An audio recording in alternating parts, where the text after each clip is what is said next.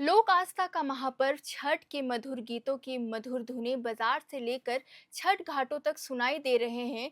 लेकिन इन धुनों का कोई संबंध अपराध की दुनिया से वास्ता रखने वालों से भी है।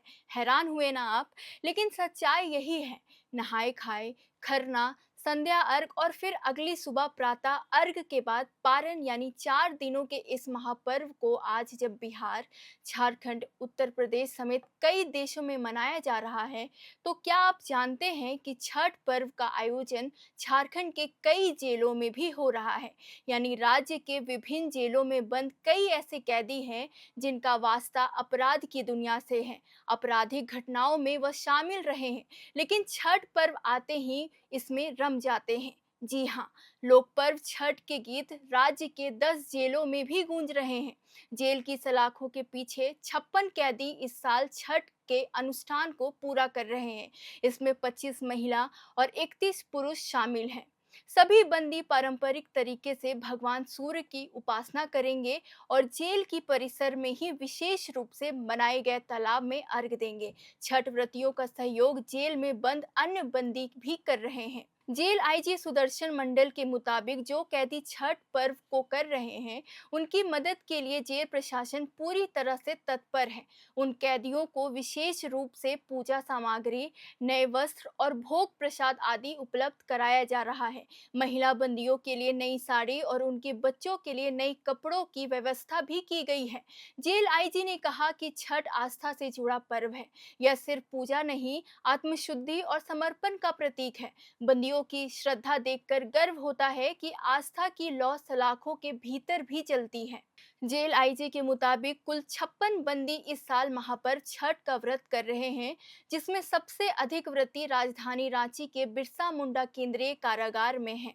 यहां 8 पुरुष और 8 महिला कैदी छठ का व्रत कर रहे हैं।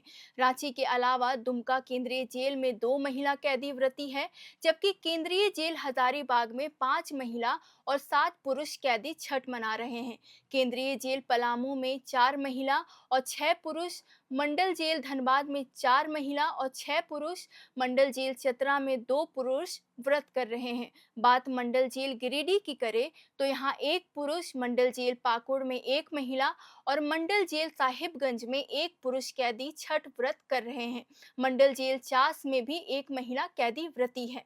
इन कैदियों के लिए जेल परिसर में भी भगवान सूर्य और छठी मैया की पूजा अर्चना के लिए विशेष स्थान तैयार किया गया है।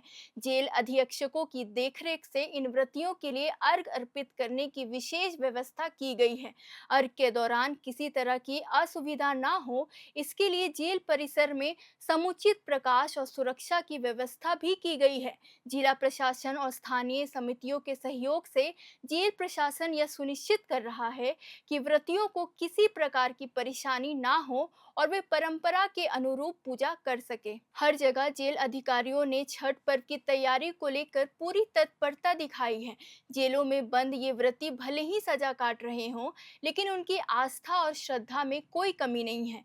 सूर्य उपासना और छठी मैया के प्रति उनकी निष्ठा ने जेलों का वातावरण आध्यात्मिक बना दिया है। जेल अध्यक्ष भी इसे पॉजिटिव पहल मान रहे हैं, क्योंकि धार्मिक पर्वों के आयोजन से कैदियों में संयम और आत्मचिंतन की भावना विकसित होती है।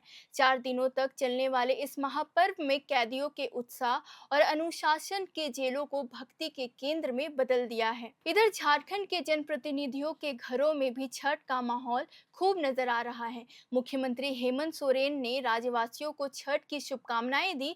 उन्होंने देश में खुशहाली और नई ऊर्जा का संचार करने की बात कही। तो वहीं कई माननीयों के घरों में भी छठ के आयोजन को लेकर चहल पहल नजर आ रही है।